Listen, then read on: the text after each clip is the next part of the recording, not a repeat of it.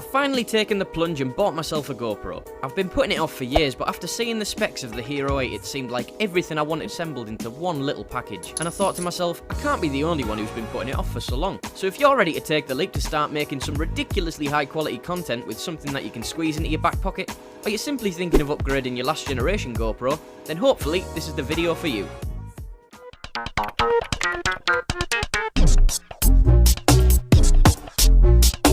Now, as a guy who's really into his tech, you might be wondering, Luke, why have you waited until now to buy yourself a GoPro when they've been around for nearly 2 decades? Well, do you want to know the honest answer? I'm a bit of a tight ass. I didn't grow up with a lot of money, and now I'm able to buy these fancy things for myself. I want to know that they'll stand the test of time, meaning that I don't want to buy something and then 3 months later the newer model comes out and blows it out the park. Plus I want it to do everything I want it to without worrying about it breaking a year down the line as well. The older GoPros just didn't tick the boxes for me. Oh, I've got to buy an LCD screen to view what I've just recorded, and I've got to mess around putting it in a waterproof case every time I change the battery out when I go snowboarding. It just seemed like too much of a faff on. So you could say I kind of talked myself out of it.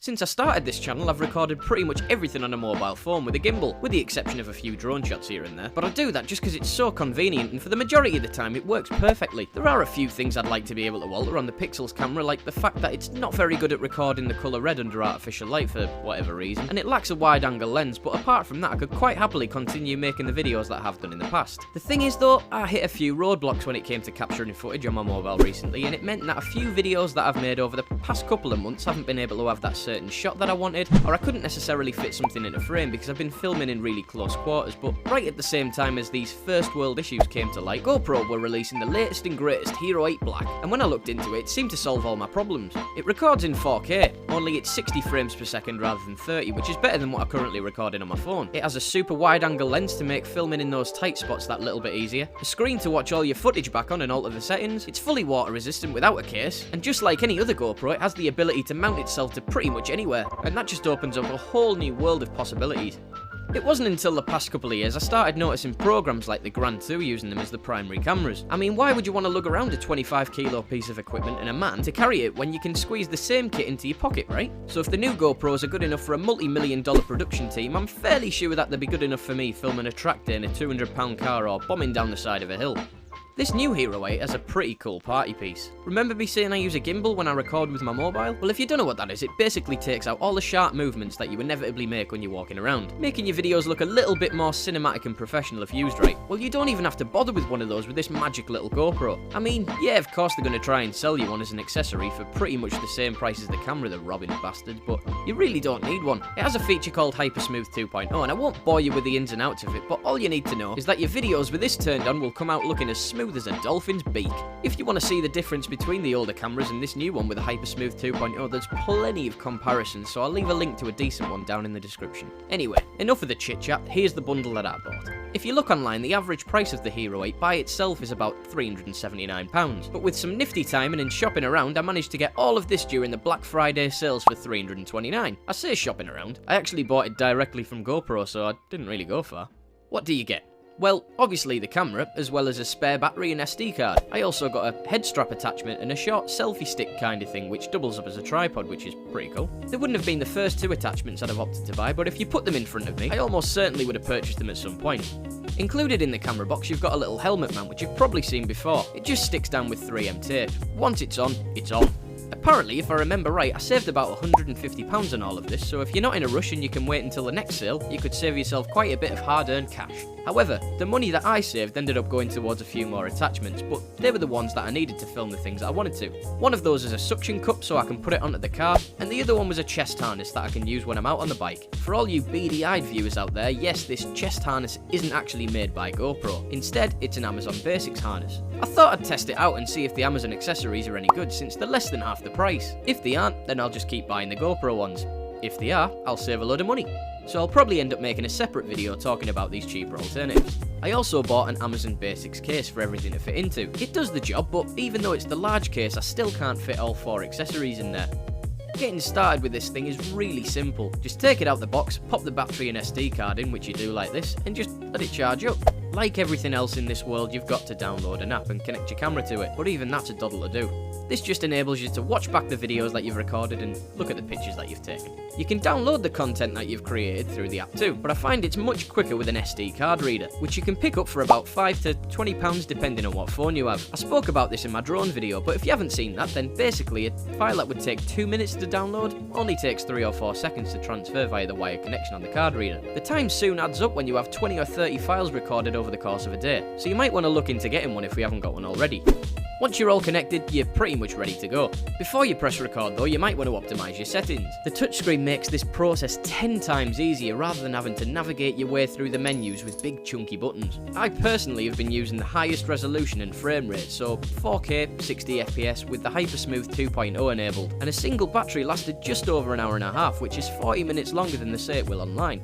I accidentally knocked off the low light setting and it kind of shows in a video where I was walking around a supercar showroom, but if it wasn't for my own mistake, I was absolutely blown away by the quality. The linear setting is like a wide angle camera in itself, but when you switch to wide or super view, you can literally stand half a metre away from a car and fit the whole thing in frame, albeit with a bit of a fisheye effect. The issue that I was having before, filming the colour red with my phone, wasn't a problem with this either, which was fantastic. Once you have your settings dialed in, you don't even have to press the power button on the side to power the GoPro up. Instead, just click the record button on the top and it'll automatically power up and start recording with your saved settings, so you can spend more time doing the fun things that you want to instead. The screen on the front provides you with information like battery life, what settings you're shooting in, and also how much room you have left on your memory card, which is handy. You have to have a play around to get all the right angles with all the different attachments that you have. And as you can see with most of the footage that I captured, I don't always get it right first try. If you're wondering how you connect your GoPro to all these accessories, then there are 2 small lugs that tuck away inside the body of the camera. Just slide these into the gaps of whatever accessory you choose, and they're fixed into place with a threaded knob. No. There is a time-lapse and photo mode as well as the video mode, which, let's be honest, is the reason why you buy the camera in the first place. But I haven't played about with either of those yet. You can access those by swiping left or right on the touchscreen when you're not recording. If it's anything like setting up and recording on the video mode though, I'm sure it'll be an absolute doddle to figure out. I found that the audio isn't too bad either. I had the camera coupled up to my chest harness when I was riding my bike and my voice was pretty clear. But just like anything, when you're travelling at a decent pace, you're going to get a bit of wind noise. There's always the option of adding an external microphone to make it a little bit better, but I mean, for me personally, I don't think I'll bother doing that. It's good enough for me as it is. I have noticed that you can't remove the lens on this GoPro, and I believe that's something that you could do on the last one, the HERO8 Black. You might be thinking, well, why would you want to remove it? Well, if it gets scratched and it's right in your line of sight, ultimately it's going to end up spoiling your content. And I've heard that sending it away to GoPro to get the lens repaired will end up costing you pretty much the same as a brand new unit. And I can totally understand why this might put people off buying a new one. It's a chance you have to take, I guess, but you can buy little screen protectors to reduce the likelihood of this happening. As for the build quality, there's nothing I'd change, maybe apart from having an interchangeable lens like I've just mentioned. The front of the GoPro is a kind of rubberized material, whilst on the back that's where you find the glass touchscreen, which is wrapped in the same rubber material used for the front. The body I think is made from aluminium, although it could pass as some kind of hard plastic. Whatever it is, it feels top notch. I have noticed that removing the memory card can be a little bit tricky, but that's not the end of the world really, is it? What do you expect from a camera as compact as this?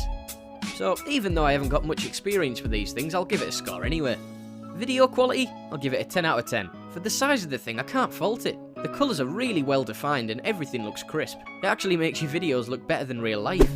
For the audio, I'll give it a 7 out of 10. Like I said earlier, there's nothing really wrong with it, but you can just tell they left a little bit of room for improvement. Whether or not that's to get people to buy the media mod when it comes out, I don't know, but I think it's alright. And for the build quality and user friendliness, I'd give it a 9 out of 10. It's super easy to use. I could give this to my dad and he'd have no problems figuring it out. Well, if he had his glasses on, that is. The text is pretty small, I guess. The only thing that worries me is the door for the battery. It's held up no bother at all over the past few weeks that I've been using it, but it's the only thing that can detach from the housing and I keep thinking I'm going to lose it. Overall then, I guess that averages out to be a smidge over an 8.5 out of 10, which is a pretty solid review from a guy who doesn't really know what he's talking about, innit? Now, I'm well aware that there are other action cameras out there, and the vast majority of them are cheaper than the HERO8, but this isn't meant to be a comparison to them. It's just a quick review, if you can call it that, with my thoughts on this newest device. If you have another £100 or so, you could go for the HERO8 Max, which offers the ability to record with a 360-degree field of vision, and it also has a better audio capturing capability than the standard HERO8 Black. I might end up getting one of these in the future, but I think it's a little bit out of my league for my first GoPro. Hope you enjoyed the video. If you did, be sure to leave it a thumbs up and you can subscribe to the channel if you want to see more content. I'll see you in the next one. Bye!